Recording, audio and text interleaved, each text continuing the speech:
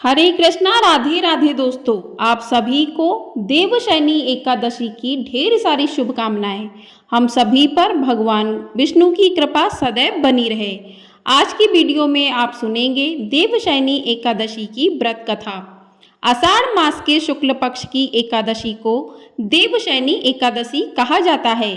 साल 2024 में देवशयनी एकादशी का व्रत 17 जुलाई दिन बुधवार को रखा जाएगा। इसी एकादशी से चतुर्मास का आरंभ हो जाता है। इस अवधि में कोई भी शुभ कार्य जैसे विवाह आदि नहीं किया जाता। मान्यता है कि इस दिन से भगवान श्री हरि विष्णु क्षीर सागर में शयन करते हैं और फिर 4 माह बाद उन्हें उठाया जाता है। उस दिन को देवोत्थानी एकादशी कहा जाता है। इसी बीच के अंतराल को ही चातुर्मास कहा गया है। देवशयनी एकादशी को देवशयनी, महा एकादशी, थौली एकादशी, हरि देवशयनी एकादशी, पद्मनाभा एकादशी, शयनी तथा प्रोवदनी एकादशी भी कहा जाता है। तो इस एकादशी का व्रत जो भी साधक करते हैं उन्हें पूजा भगवान विष्णु की और माँ लक्ष्मी की पूजा अर्चना करनी चाहिए। पूजा अर्चना करने के साथ ही देवशयनी एकादशी की कथा को भी अवश्य सुनना चाहिए। तो आइए सुनते हैं देवशयनी एकादशी की व्रत कथा। तो कथा को शुरू करते हैं। आपसे अनुरोध है कि कथा को पूरा अवश्य सुनिएगा। किसी भी कथा को बीच में अधूरा नहीं छोड़ना चाहिए, क्योंकि इससे दोष लगता है। तो चलिए कथा को शुरू करते हैं। पौराणिक कथाओं के अनुसार धर्मराज युधिष्ठिर ने कहा कि हे केशव, आषाढ़ शुक्ल एकादशी का क्या नाम है? इस व्रत के करने की विधि क्या है और किस देवता का पूजन किया जाता है? श्री कृष्ण कहने लगे कि हे युधिष्ठिर, जिस कथा को ब्रह्मा जी ने नारद जी से कहा था वही मैं तुमसे कहता हूँ। एक समय नारद जी ने ब्रह्मा जी से यही प्रश्न किया था। तब ब्रह्मा जी ने उत्तर दिया कि हे नारद, तुमने कलियुगी जीवों के उद्धार के लिए बहुत उत्तम प्रश्न किया, क्योंकि देवशयनी एकादशी का व्रत सभी व्रतों में उत्तम है। इस व्रत से समस्त पाप नष्ट हो जाते हैं और जो मनुष्य इस व्रत को नहीं करते वे नरकगामी होते हैं। इस व्रत के करने से भगवान विष्णु प्रसन्न होते हैं। इस एकादशी का नाम पद्मा है। अब मैं तुमसे एक पौराणिक कथा कहता हूँ, तुम मन लगाकर सुनो। सूर्य वंश में मांधाता नामक का एक चक्रवर्ती राजा हुआ था, जो सत्यवादी और महान प्रतापी था। वह अपनी प्रजा का पुत्र की भांति पालन किया करता था। उसकी सारी प्रजा धन धान्य से भरपूर और सुखी थी। उसके राज्य में कभी अकाल नहीं पड़ता था। एक समय उस राजा के राज्य में 3 वर्ष तक वर्षा नहीं हुई और अकाल पड़ गया।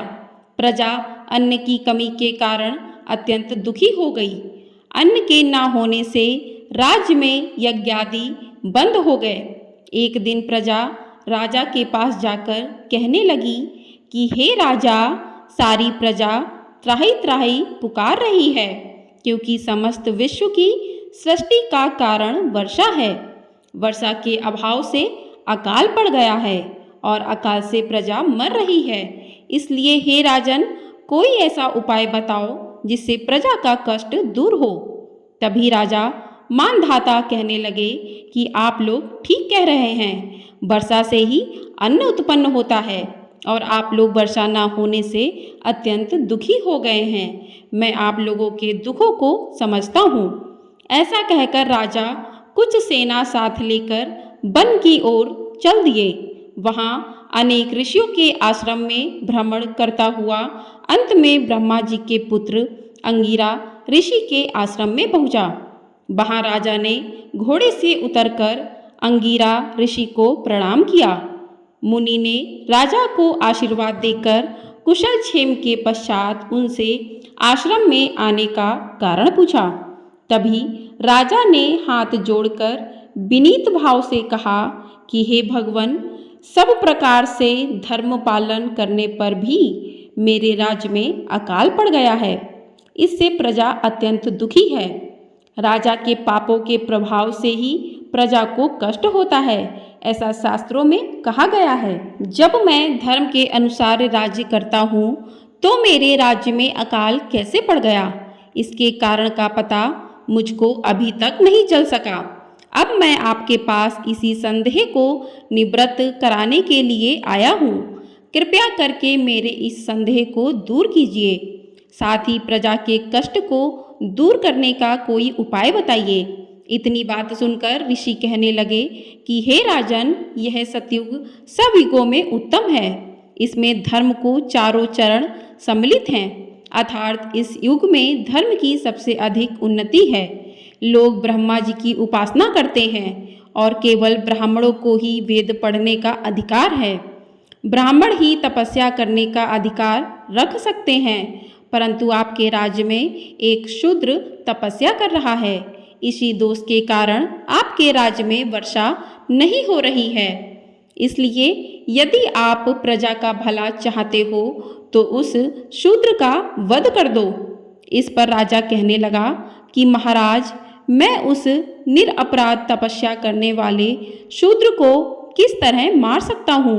आप इस दोष से छूटने का कोई दूसरा उपाय बताइए। तब ऋषि कहने लगे कि हे राजन, तुम यदि अन्य उपाय जानना चाहते हो तो सुनो। आषाढ़ मास के शुक्ल पक्ष की पद्मा नाम की एकादशी का विधि पूर्वक व्रत करो। व्रत के प्रभाव से तुम्हारे राज्य में वर्षा अवश्य होगी और प्रजा सुख प्राप्त करेगी, क्योंकि इस एकादशी का व्रत सब सिद्धियों को देने वाला है और समस्त उपद्रवों को नाश करने वाला है। इस एकादशी का व्रत तुम प्रजा, सेवक तथा मंत्रियों सहित करो। मुनि के इस वचन को सुनकर राजा अपने नगर को वापस आया और उसने विधि पूर्वक पद्मा एकादशी का व्रत किया। उस व्रत के प्रभाव से वर्षा हुई और प्रजा को सुख पहुंचा। अतः इस मास की एकादशी का व्रत सभी मनुष्यों को करना चाहिए। यह व्रत इस लोक में भोग और परलोक में मुक्ति को देने वाला है। इस कथा को पढ़ने और सुनने से मनुष्य के समस्त पाप नाश हो जाते हैं और मनुष्य की सभी मनोकामनाएं पूर्ण होती हैं। बोलिए भगवान विष्णु की जय। तो इस प्रकार से व्रत की कथा पूर्ण होती है। आप भगवान की कथा सुन के फिर भगवान की आरती करें। आरती करने के बाद आप भगवान से क्षमा याचना करें कि पूजा में आपसे जो भी गलती हो गई है उसके लिए आपको क्षमा करें। तो चलिए आरती शुरू करते हैं। ओम जय जगदीश हरे, स्वामी जय जगदीश हरे।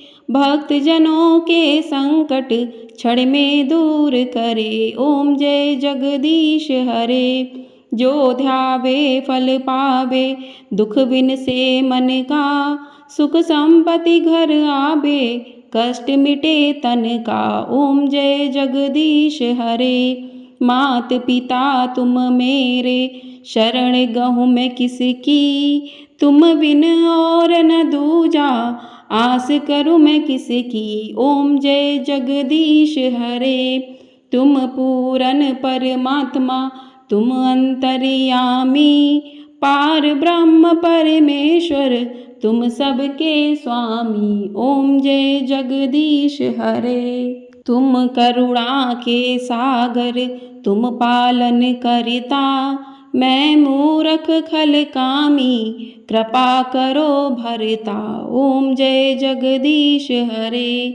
तुम हो एक अगोचर, सबके प्राणपति। किस विधि मिलूं दया में, तुमको मैं कुमति। ओम जय जगदीश हरे। दीन बंधु दुख हरता, तुम ठाकुर मेरे। अपने हाथ उठाओ, द्वार पड़ा तेरे। ओम जय जगदीश हरे। विषय विकार मिटाओ, पाप हरो देवा। श्रद्धा भक्ति बढ़ाओ, संतन की सेवा। ओम जय जगदीश हरे। तन मन धन और संपत्ति सब कुछ है तेरा। तेरा तुझको अर्पण, क्या लागे मेरा। ओम जय जगदीश हरे। श्री जगदीश जी की आरती जो कोई नर गावे। कहत शिवानंद स्वामी, मनवांछित फल पावे। ओम जय जगदीश हरे। तो इस प्रकार से आरती पूर्ण होती है। बोलिए भगवान श्री हरि विष्णु की जय। तो इस प्रकार से आप आरती करके सभी लोगों को आरती दें, भगवान को आरती दें, भोग प्रसाद अर्पित करें, भगवान को ग्रहण करवाएं, स्वयं भी ग्रहण करें और सभी अपने घर वालों को दें। उसके बाद आप भगवान से क्षमा याचना करें कि पूजा में आपसे जो भी गलती हो गई है उसके लिए आपको क्षमा करें। तो इस प्रकार से आपकी पूजा पूर्ण होती है। उसके बाद आप शाम के समय भगवान का भजन कीर्तन करें, जागरण करें और सुबह के समय आप व्रत का पारण करें। तो व्रत का पारण अगले दिन 18 तारीख को किया जाएगा। तो 18 को आप व्रत का पारण कर सकते हैं और व्रत के पारण करने के बाद आपका व्रत पूर्ण होगा। दान दक्षिणा देकर ही व्रत का पारण करें, क्योंकि एकादशी के व्रत में व्रत का जितना महत्व होता है उतना ही व्रत के पारण का महत्व होता है।